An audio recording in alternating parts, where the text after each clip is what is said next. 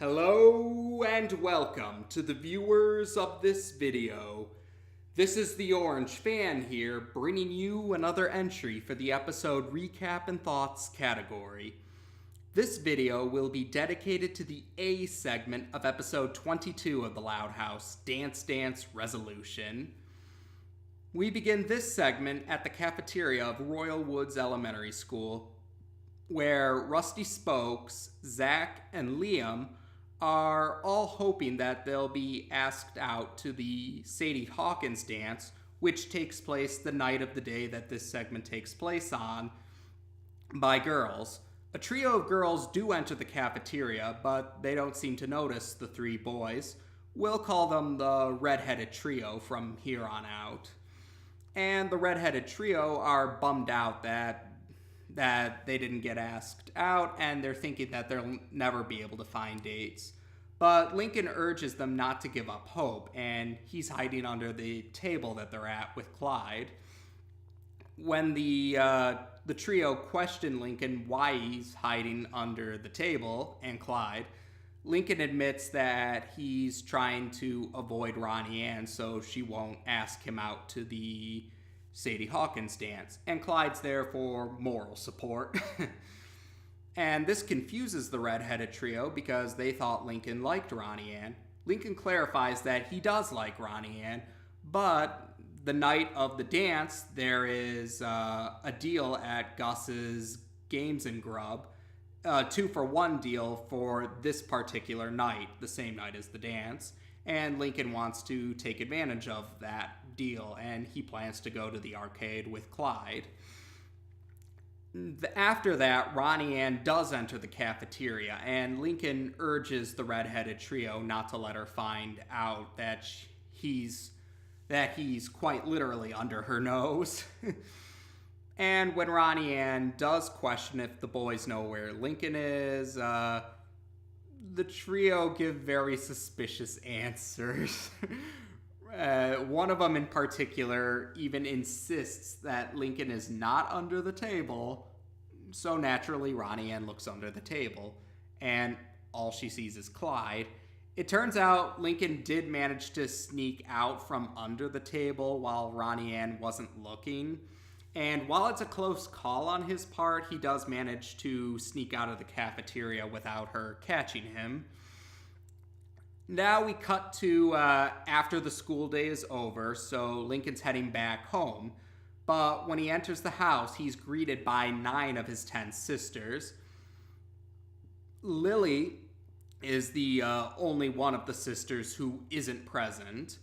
And the 9 they heard about the Sadie Hawkins Dance, and they anxiously ask Lincoln if Ronnie Anne wanted to go with him, and saying how the Sadie Hawkins Dance is the most important night in a girl's life.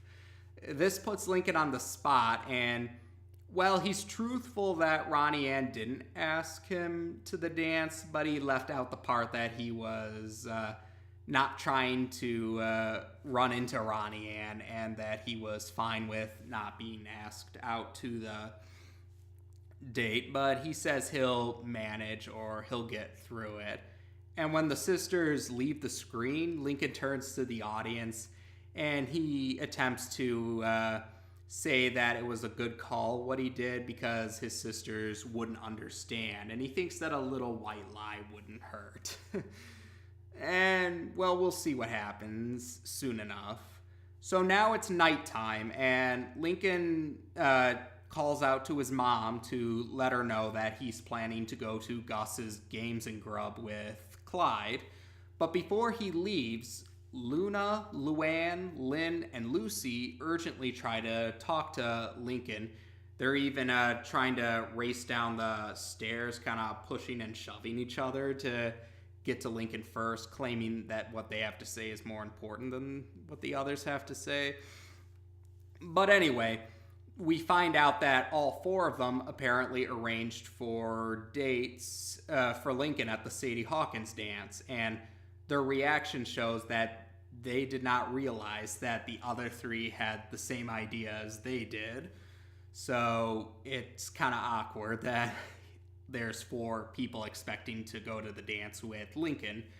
It turns out that these 4 sisters in particular have friends that are 5th graders like Lincoln, and that's how they were able to arrange this.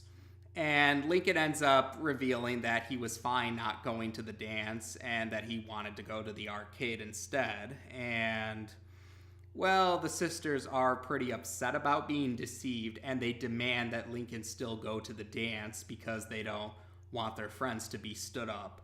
When Lincoln questions how he's supposed to balance his time with all 4 of them so that none of them will feel stood up, the sisters just respond that it isn't their problem and just pin all the blame on Lincoln.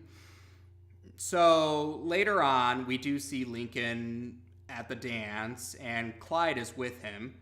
Now, when they give their entry ticket to Agnes Johnson, she gives them a raffle ticket, which apparently is what happens for every student who enters the gym, which is where the dance is being held.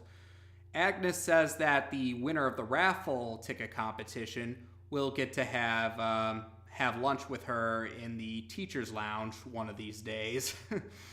Probably the next day, I imagine, if this isn't on a Friday, but I digress.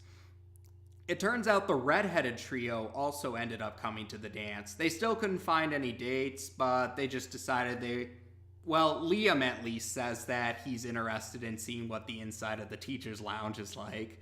The other 2 don't specify, but maybe that's the same reason. I'm not entirely sure.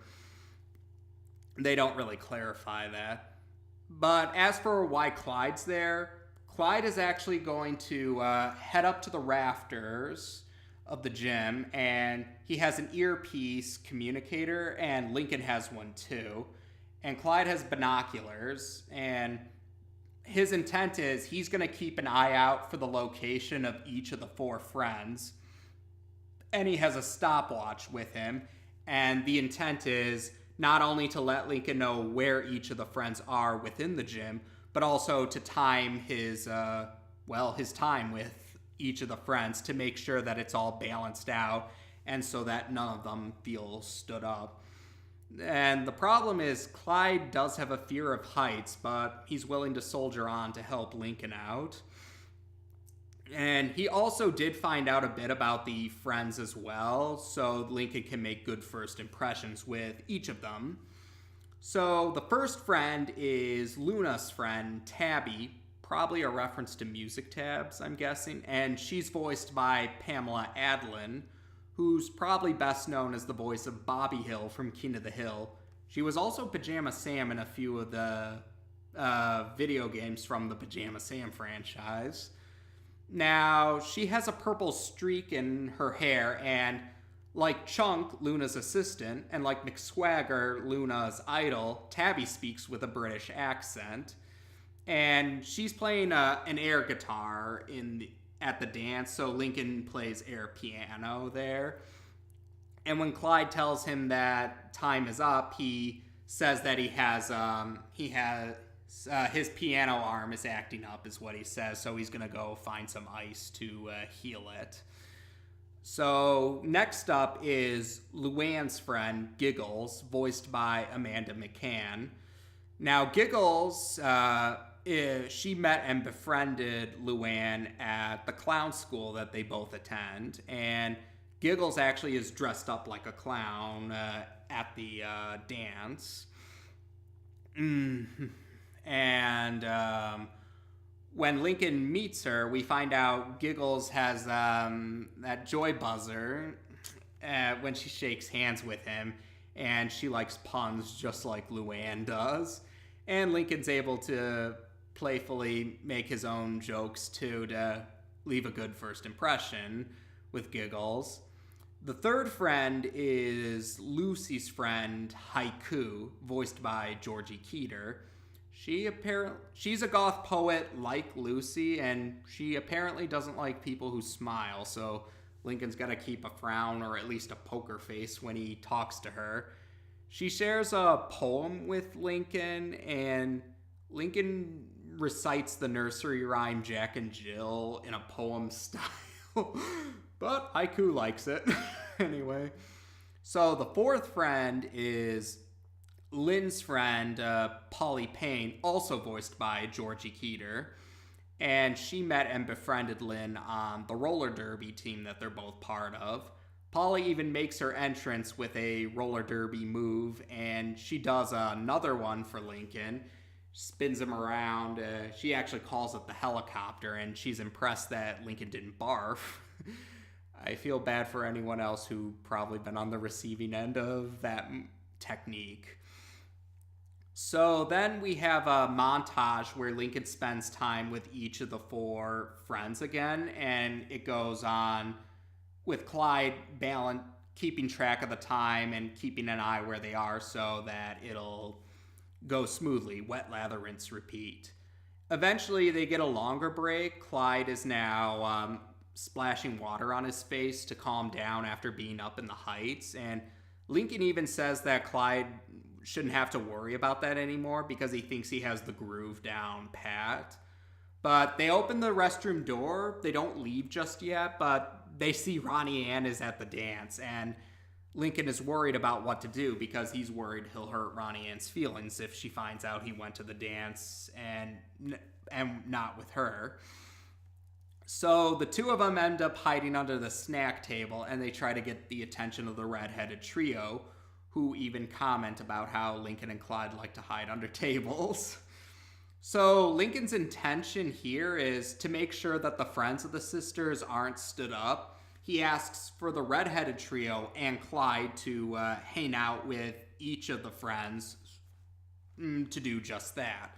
So they do eventually agree to do that, and Lincoln hopes that he can just hide under the table until the dance ends so that Ronnie Anne will be none the wiser. But that plan doesn't work out well when Polly demonstrates one of her roller derby moves for Rusty, and it ends up knocking the table away. But Rusty doesn't seem to mind the technique that Polly demonstrated. So then we have a scene where Lincoln constantly is trying to keep out of Ronnie Anne's line of sight, and she keeps suspecting, or she gets quick glances of Lincoln only to make it look like her suspicions were wrong when really Lincoln managed to evade her line of sight at the last minute. And while this is going on, we do see Zach's interacting with Giggles. Clyde is interacting with Haiku. They both apparently like older people. Clyde likes Lori naturally, while Haiku apparently has feelings for a vampire that recently turned 200 years old. And that leaves Liam and Tabby, who both like to crank it up to 11. Now, at one point, Lincoln even tries to impersonate the DJ. He even uses autotone to disguise his voice, but then the actual DJ comes back to his stand after getting a snack, so that doesn't go well. Eventually, Agnes announces the winner of the raffle competition, and it's Lincoln. While Lincoln's trying to escape the spotlight, he accidentally bumps into Tabby, who questions where Lincoln is. And this leads to the other three friends of the sisters showing up, revealing how Lincoln was with them, and understandably, they're a little upset at being deceived. But then, before Lincoln has the chance to clarify everything, Tabby actually asks Lincoln if it'd be alright if she spent the rest of the night with Liam, saying that she really hit it off with him. And Giggles admits that she had a good time with Zach. Polly says she had a good time with Rusty, and Haiku admits that she and Clyde bonded over similar predicaments that they're in. Lincoln's more than happy to oblige, and he says it's nice to know that they're having a good time. So it all turned out well for the four friends of the sisters. But then Ronnie Anne shows up, and Lincoln apologizes to Ronnie Anne for not letting Ronnie Anne ask him to go with her to the dance, but she actually finds that funny considering that wasn't her intention. She wanted to ask Lincoln if he'd want to take part at Gus's Games Grub for the deal that he wanted to do in the first place. But after she catches on that Lincoln knew that she was looking for him and he admits he was trying to evade her, Ronnie Anne is understandably upset, but then she quickly admits that she's not in a position to throw stones at him because she would have done the same thing if she were in his position, so they've mended fences as well. Now, the DJ, he's about to announce the final dance for the night, and he also mentions that he'll be the DJ for the Feinstein family bar mitzvah that's supposed to happen on Saturday, or the coming Saturday of this, after this segment. And I found that amusing because the DJ and Dr. Feinstein, Rita's boss from the dentist office in A Novel Idea, they're both voiced by Charlie Schlatter, so I thought that was a pretty fun reference. So the segment ends with Lincoln's friends and the friends of the sisters all enjoying their dances together. And Lincoln and Ronnie Anne are having a good time at Gus's Games and Grub's arcade. They're actually playing a dance battle style game at the arcade, and that's where we end the segment. So overall, I really enjoyed this segment. Actually, this is my favorite segment from season 1, maybe even my favorite segment from the series, and I do have a lot to say about it. Now, I should mention, while it is my favorite segment, there is one part about it I wasn't too fond of, and I think it's best that we talk about that first before we go on about what I did like about the segment. Now, I feel this is a good case of understanding someone's actions but not agreeing with someone's actions. And in that case, it has to do with how the four Loud sisters who arranged for Lincoln to go to the dance with their friends, Luna, Luan, Lynn, and Lucy. This is a case where I understand why they were frustrated, but I don't agree with how they handled their frustration. Now, make no mistake, Lincoln, it wasn't right for Lincoln to deceive them about it. Like, he could have handled it a lot better. He probably should have been upfront about it, although at the same time, some people can understand why Lincoln might have been hesitant to be honest about it at first, even though, again, that was also a case of understanding someone's actions but not necessarily agreeing with it. Or the bottom line I'm trying to get at is, while it's true that Lincoln was partially at fault for what happened in the segment by deceiving it, I would say those four Loud sisters, while their intentions were good, they were well-meaning, they also were at fault for the conflict. And the part about that was because while it was nice of them to arrange for their friends to go to the dance with Lincoln, as we saw, they didn't really consult this with each other, so it ended up with four different dates for Lincoln, and that was a problem. It was a good example of poor communication causing problems. Now, the part that I didn't like was how the sisters deflected accountability for their part in the conflict. They insisted it wasn't their problem when Lincoln questioned how he was supposed to balance his time with all four of their friends and not have them stood up. And yeah, that frustrated me because it is your problem. They're your friends. You want your friends to have a good time. So I would think that you would try to help, at least for your friend's sake. Like, I understand they were upset with Lincoln, but I would have thought they'd be willing to put that aside for the sake of their friends, to make sure that their friends had a good time. But nah, they pretty much just strong-armed Lincoln into a situation that they partially were at fault for, however well-meaning their intentions were, and pretty much not bothering to help clean up the mess that they played a part in. Again, I'm not saying Lincoln was blameless, but I'm saying that Luna, Luan, Lynn, and Lucy, however well-meaning, also share blame with Lincoln in the conflict. It probably helps because heavy metal, which amusingly enough was also a Ronnie Anne segment or a Ronnie Anne appearance, had the sisters at least admit that their meddling, however well meaning, did end up partially causing some conflict in the segment. But here, it probably again helps that, or it's probably contributed because I do know some people in real life who have a never my fault mentality, so that's probably why it rubbed me the wrong way. And like I said, I mean, I get why they were angry, but at the same time, the way they handled it made it feel like it made it feel like that their insistence that Lincoln go to the dance, it felt like it was less about concern for their friends not being stood up and more about them just getting back at Lincoln for deceiving them, which, yeah, as much as I feel that the Loud Sisters do get vilified too extremely by some viewers, at the same time, I can't help but understand why some viewers have a not so flattering impression of the Loud Sisters. It's moments like that don't help their reputation.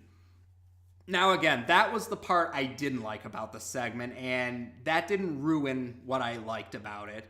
Actually, I should say the fact that the friends of the sisters and Ronnie Anne handled it much better than them is why I really like the segment, or part of it at least. The friends of the sisters were understandably upset about being deceived as well, but they at least did see that there was a silver lining because they did end up hanging out with other boys that they ended up having some common interests with. And now it's not clear if they knew if Lincoln played a part in the matchmaking.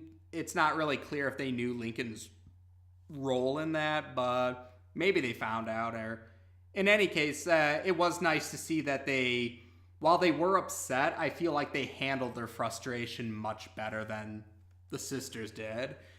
And similar with Ronnie Anne too.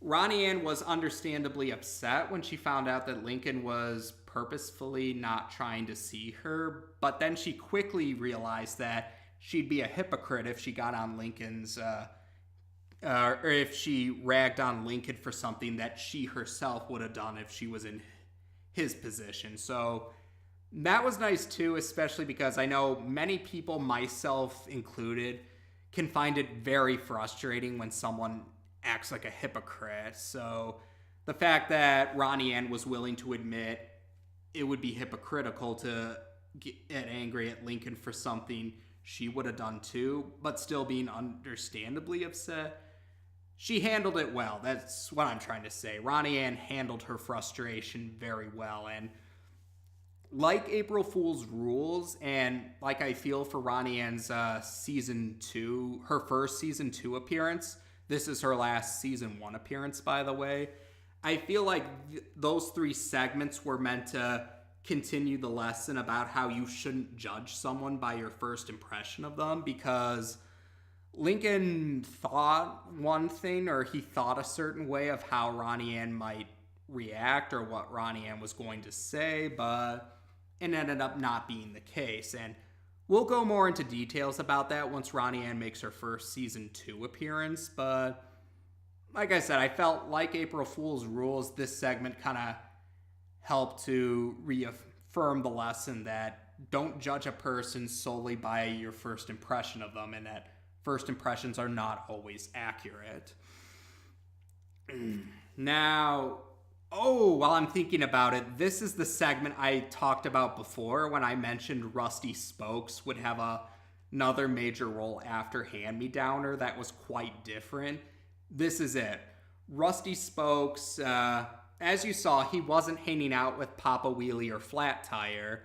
He was actually hanging out with Zach and Liam, and actually Clyde and Lincoln too. And this is what I meant by that early installment weirdness. Rusty is now on much friendlier terms with Lincoln and Clyde compared to Hand Me Downer, where he only hung out with them when he thought about the cool bike that Lincoln supposedly had.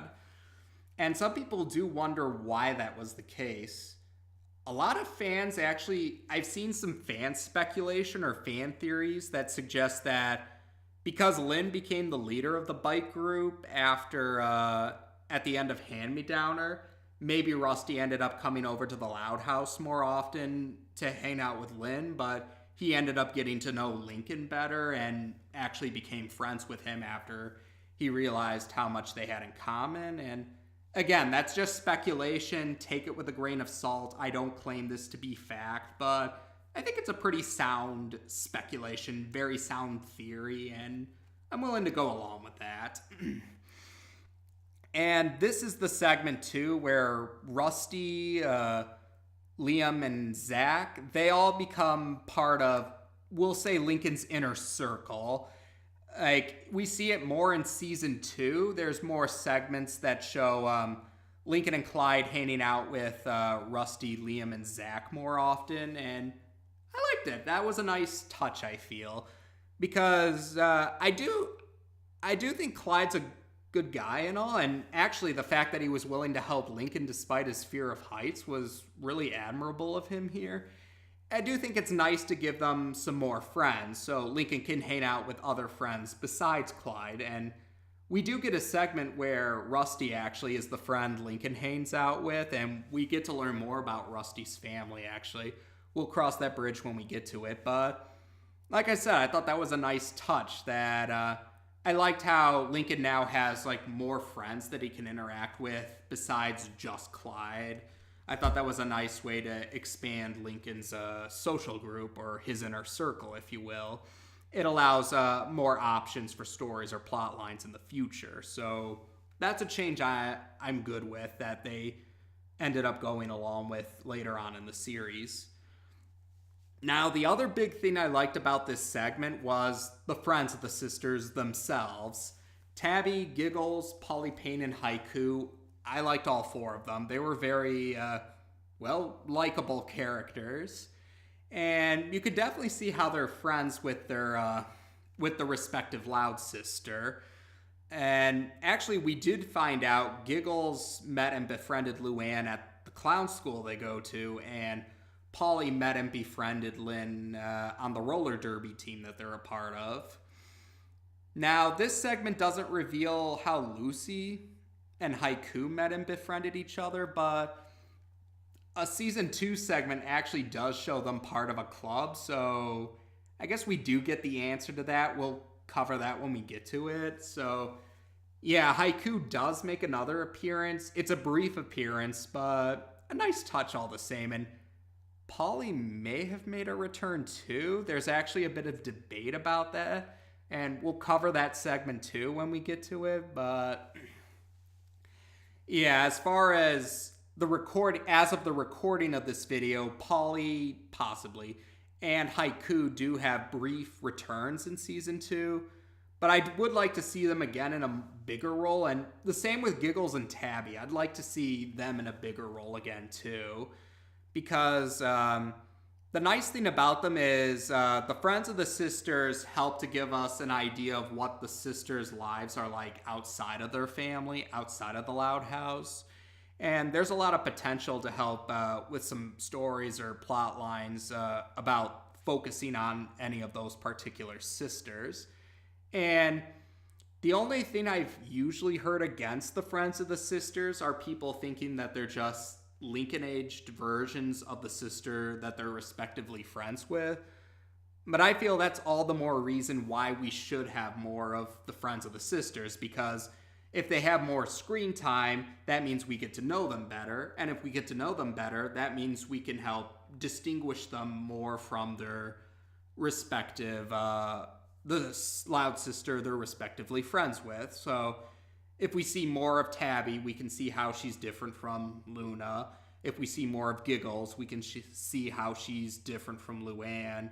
If we see more of Polly, we get to see how she's different from Lynn. And if we get to see more of Haiku, we can see how she's different from Lucy. And, that's it too. With Tabby, we don't find out how Tabby met and befriended Luna either. And the popular fan theory or the popular fan speculation I've seen is some people think that Tabby might be related to Chunk in a way.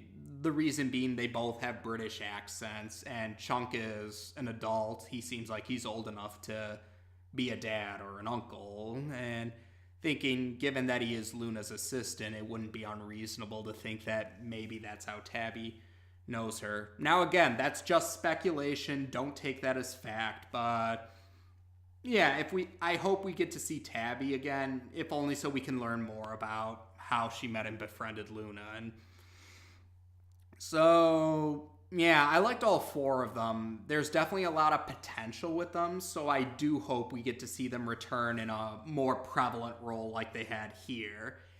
And like I said, the fact that they handled their frustration at being deceived very well also definitely put them in a good light for many viewers, not just me.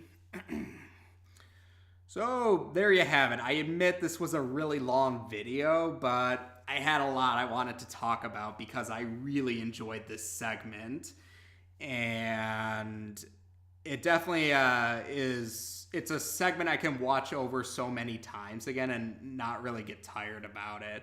And yeah, while I didn't like how the sisters handled their frustration, even though I understood it, I still feel that the fact that they're friends and Ronnie Anne handled it much better is really stood out to me. And it's nice to see the lives of the Loud family, other than Lincoln, outside of the family. So I really enjoyed this segment, and I wouldn't mind seeing other segments that are I hope that there are other segments that are as enjoyable as it in the future.